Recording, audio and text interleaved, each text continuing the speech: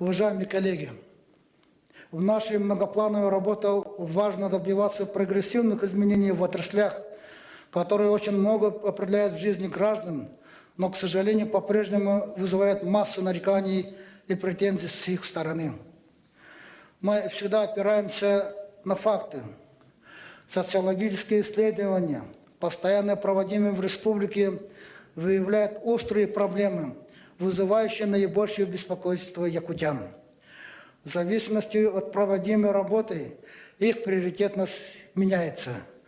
Но вот одна постоянно остается на верхней строчке. 40% респондентов при ответе на вопрос, какие проблемы района и поселения, на ваш взгляд, требуют немедленного решения, называют необходимость благоустройства своих городов и сел. Исходя из этого, мной принято решение объявить 2016 год годом благоустройства населенных пунктов Республики Саха-Якутия. Что мы должны сделать в этом направлении? Первое. Необходимо обеспечить софинансирование реализованных работ, предусмотренных трехлетним планом благоустройства территории населенных пунктов на конкурсной основе в размере не менее 4,5 миллиона рублей на одно поселение с отбором не менее 100 муниципальных образований ежегодно. В этом году принят соответствующий закон. Правительство уже утвердило примерные правила благоустройства территорий населенных пунктов. Поселения в обязательном порядке должны предусмотреть облагораживающие центральных площадей населенных пунктов и автомобильных въездов к ним. Это должно стать визитной карточкой лично каждого главы поселения. Второе. Призываю все организации и учреждения, действующие на территории республики, организовать благоустройство подведомственных территорий, начиная от возведения заборов и тротуаров до утилизации твердых промышленных и бытовых отходов. Также призываю кооперироваться между собой по облагораживанию улиц и кварталов в целом, ведь это вопросы сохранения и архитектурного облика поселений и населенных пунктов. Главы поселений должны быть в центре этой работы. Третье. Необходимо актуализировать нормы административной ответственности за нарушение правил благоустройства территорий населенных пунктов. Четвертое. Фронт работы молодежных строительных отрядов в следующем сезоне предлагаю нацелить главным образом на благоустройство населенных пунктов. Для реализации этих задач во всех муниципальных образованиях, кроме города Якутска, прошу организовать объединенный студенческий отряд в количестве не менее 1000 человек. Уважаемые коллеги, первоочередной задачей социальной политики является сохранение роста реальных доходов населения и уровня минимальной заработной платы в республике не ниже прожиточного минимума. В целом мы должны понимать, в каком направлении дальше развивать отрасли социальной сферы, а для этого пришло время выработать единую концепцию, если хотите, отдельный план действий в социальной сфере в рамках будущей стратегии развития Якутии до 2030 года. Например, для усиления адресности мер социальной поддержки нуждающимся категориям граждан нужно переходить на формирование единого реестра бюджетополучателей, физических лиц, где должны быть учтены все меры господдержки, от субсидий по жилищным коммунальным услугам до пособий на ребенка. Далее нам нужно понять, насколько сбалансирована система государственной поддержки по всем отраслям социальной сферы в разрезе территории. Для этого в следующем году мы планируем внедрить стандарты размещения социальных объектов с учетом всех факторов, влияющих на условия проживания населения. Уважаемые народные депутаты, залогом развития человеческого капитала, базисом конкурентоспособности населения является здоровье. В Якутии в последние годы в здравоохранение вложен огромный объем средств. Наряду со строительством крупных объектов проведена по развитию системы оказания первичной помощи большая работа, обеспечение высокотехнологическим оборудованием. Но результаты мониторинга социального самочувствия населения республики указывают на снижение удовлетворенности качеством оказания медицинских услуг, особенно в городах, где недовольство вызывает прежде всего бесконечные очереди и дефицит специалистов. Должны приниматься более смелые решения для обеспечения доступности качественной медицинской помощи населению, в том числе за счет изучения положительного опыта коллег из других регионов. Необходимо и дальше расширять негосударственный сектор здравоохранения. Но на первом месте всегда должно стоять качество и доступность. То же самое касается и системы общего образования. Год от года укрепляется материально-техническая база, строятся новые школы и детские сады. Однако мы вправе требовать ответных результатов по качеству. Почему при относительно равных условиях показатели аттестации школьников так разнятся по районам республики? Министерству образования необходимо повысить качество мониторинга и выявлять причины этого дисбаланса. Напомню, что в октябре состоялся 13-й съезд педагогической общественности, где также приняты определенные решения, в частности, по развитию независимой оценки качества образования, модернизации системы методической поддержки учителей. Сегодня принято беспрецедентное решение по строительству объектов образования за счет механизма государственного и частного партнерства. Всего по этой программе, в рамках которой в этом году объявлен конкурс по строительству 25 детских садов общей мощности 4539 мест, 4 школ на 1600 мест и 3 объектов культуры. Объем привлекаемых инвестиций на концессионной основе составляет 12 миллиардов рублей. Также в рамках конкурса 2016 года планируется построить еще 4 школы на 610 мест и 1 интернат на 200 мест. При этом уделено исключительное внимание реализации указа президента республики от 18 августа 2014 года по развитию столицы республики. На такой рискованный шаг мы идем с единственной целью – до 2019 года снять остроту проблемы нехватки объектов образования. Поясню, что это действие не отменяет ранее принятые решения по плановому строительству социальных объектов. Месяц назад президентом страны подписан указ о создании детской юношеской организации «Российское движение школьников». Уверен, нам будет даже проще, чем другим субъектам России, строиться в этот проект, поскольку по моей инициативе в республике уже создано единое детское движение «Джулур». Мы первыми среди регионов внедрили государственную поддержку детских общественных объединений. И решение Владимира Владимировича Путина подтверждает правильность наших действий. Но сегодня для дальнейшего развития единого детского движения республики нужен единый координационный центр. Поэтому абсолютно все республиканские структуры, которые связаны с детством, должны быть объединены. Прошу коллег приступить к этой работе безотлагательно. Самый действенный инструмент воспитания здорового подрастающего поколения – это физическая культура и спорт. Участие и победа детей и молодежи в соревнованиях творят чудеса. Сейчас ведется строительство спортивных объектов в 20-м спартакиаде по национальным видам спорта игры «Манчары» в Верхневилюйске и 7-м спортивным играм народов Республики в Амге. Мы готовимся к проведению 6-х международных детских спортивных игр «Дети Азии». Эффективность использования как новых, так и эксплуатирующихся спортивных объектов должна быть высокой за счет обеспечения их доступности для населения, особенно в зимнее время. Быть спортивным и здоровым – это не только модно, но и жизненно необходимо для всестороннего развития будущего поколения. Надо всемирно поддерживать систему ГТО, а также инициировать создание спортивных лиг среди школьников и студентов по наиболее массовым видам спорта. Это идет на пользу развитию командного духа и товарищества, укрепляет характер и силу воли у подрастающего поколения.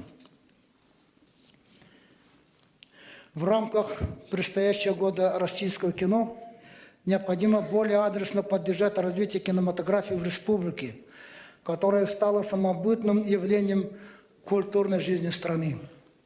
При этом больше привлекать частные инвестиции, причем на производство не только художественных, но и документальных, научно-популярных фильмов.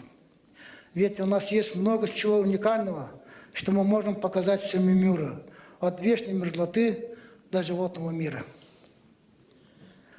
Мероприятия, начатые в год литературы, должны найти продолжение более активной реализации языковой политики республики. Нельзя успокаивать себя увеличением количества якутских классов в городских школах. Грамотное применение обоих государственных языков и местных официальных языков республики должны красной нитью проходить во всех административных регламентах органов власти и местного самоуправления. Должны быть созданы все условия для обеспечения гарантий, установленных законом о языках в Республике Саха-Якутия. В целом, надо повышать престиж культурного человека, знающего языки как народов России, так и иностранные. Только всесторонне развитый человек может эффективно справляться с насущными делами и отвечать новым вызовам. Уважаемые якутяне, все мы стремимся создать совершенное общество, иметь идеальное правительство. Но в жизни ничего идеального не бывает. Меняется и мир, и страна, меняется наша с вами жизнь. В этом и заключается развитие, подчас незаметное в короткий отрезок времени.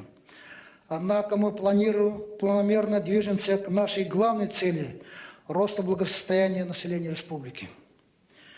Как это измерить? Самым безошибочным мерилом здесь служит положительная демографическая динамика. В Якутии сохраняется высокий уровень рождаемости. По показателю естественного прироста мы находимся в первой десятке регионов России. Ежегодно растет средняя продолжительность жизни. За последние 5 лет она увеличилась на 3 года и составляет 69,8 года. А к 2018 году должна достигнуть 70,8 года. Но при этом мы, конечно, не в силах решить все проблемы одномоментно. А я много езжу по районам, на слегам. Почти после каждой моей встречи с населением подписываются перечни поручений. Республика берет на себя определенные обязательства. Но это поручения, естественно, не могут быть исполнены сразу. Жизнь всегда вносит свои коррективы. Постановка какого-то вопроса и его решение – это не одно и то же. Вместе с тем, отсутствие развитой транспортной, энергетической и социальной инфраструктуры, высокий уровень износа основных фондов жилья являются главными ограничителями экономического роста и факторами низкого качества жизни населения. Кроме того, есть объективные трудности, связанные с низкой плотностью населения, очаговым характером хозяйственного освоения территорий, удаленностью от основных рынков, ограниченностью завоза товаров, значительным удорожанием затрат во всех отраслях производства. По всем перечисленным направлениям идет постоянная работа в рамках реализации принятых программ. Есть вопросы, требующие управленческих действий и на федеральном уровне. Безусловно, мы можем двигаться еще быстрее, если избавимся и от присутствующих в нашей жизни негативных явлений – коррупции, пьянства и алкоголизма, психологии потребления, взаимного недоверия и разобщенности, зависти чужим успехам, равнодушия и агрессивности. Во всем этом определяющую роль должен играть голос народного разума. По итогам первого полугодия текущего года республика возглавила рейтинг Общественной палаты России по развитию некоммерческого сектора на Дальнем Востоке. Мы создаем все условия для участия общества в решении вопросов развития республики. Чтобы мобилизовать население на инициативы, способствующие улучшению жизни, государственные средства массовой информации должны стать по-настоящему народными, активно и творчески транслировать голос народа. Например, поступило предложение об объявлении общереспубликанской информационной акции «Я Якутия», которая должна охватить общественность, организации учреждения, учебные заведения республики. И речь идет о безвозмездном проявлении доброй воли и внесении личного вклада в развитие нашей республики. Главный смысл этой идеи, которую я полностью поддерживаю, консолидировать якутян. Дорогие друзья, вчера в республике по традиции отмечался День Олонко. Это не просто древнее сказание, ставшее мифологическим и фольклорным символом Якутии. Олонко – это своеобразный фундамент культуры нашего многонационального народа, а по большому счету объединяющая философия всей нашей жизни – вечная борьба добра и зла. Мы всегда вынуждены преодолевать какие-то испытания, барьеры, неурядицы, чтобы, следуя законам совести и справедливости, выходить победителями из любых самых трудных ситуаций. Этому нас учит национальный якутский эпос Олонко, признанный одним из шедевров нематериальной культуры человечества. Сейчас наша страна находится в сложных условиях давления стран Запада, террористических и экстремистских угроз, экономической неустойчивости. В такой момент очень легко и удобно бросать камни, искать виноватых, жаловаться на проблемы с возмущением, спрашивать, а почему это происходит с нами? А зачем все это надо? Ответы на подобные вопросы тоже есть в нашем героическом эпосе. Присоединение Крыма и Севастополя, противодействие санкционным режимам, военная операция в Сирии – все это события продиктованы отнюдь не желанием нашего государства показать свою силу, а только необходимостью защитить свой народ от внешней агрессии, обеспечить безопасность.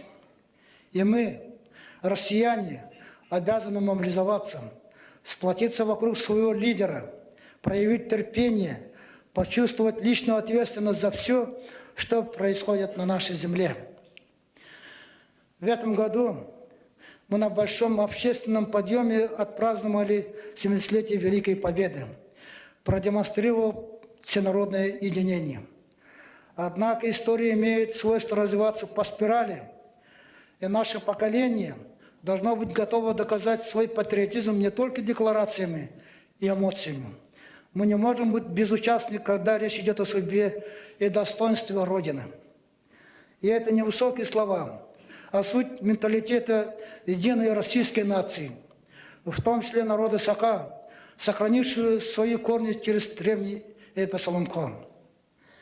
Якутяне, имеющие стойкий северный характер, честные, искренние, трудолюбивые люди, всегда являлись образцом взаимовыручки и гражданственности, никогда не оставались в стороне от общих бед и несчастий.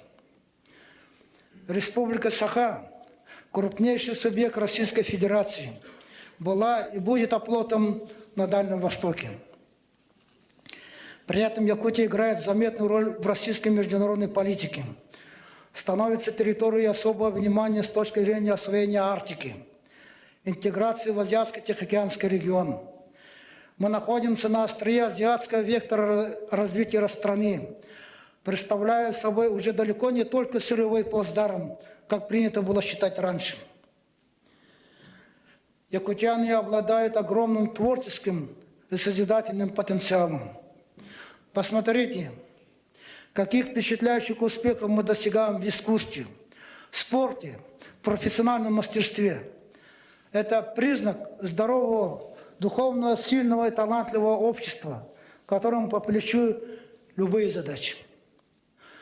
В то же время мы национальная республика, где население всегда чувствительно воспринимает политические и резонансные события, быстрее реагирует на несправедливость. И в этом смысле для нас вдвойне важно уходить от недоверия друг к другу, а расширять и поддерживать форму общественного участия в решении проблем через народный контроль и гражданские инициативы. В современных условиях это уже не какая-то прихоть, а залог социально-политической стабильности, через которую мы и добьемся желаемого роста экономики и повышения уровня благополучия. И последнее. Следующей осенью состоятся выборы депутатов Государственной Думы Российской Федерации. Они откроют новый большой избирательный цикл, зададут основные тренды политического развития на ближайшие годы. Ожидается высокий уровень конкуренции. Впервые с 2003 года думские выборы пройдут как на уровне политических партий, так и на уровне персоналей в связи с возвращением смешанной системы. Наша задача сегодня – мы должны объединить усилия всех жителей республики для достойного выбора депутатов высшего законодательного органа страны, реально болеющих и делающих конкретные дела для родной Якутии и для нашей России. Спасибо за внимание.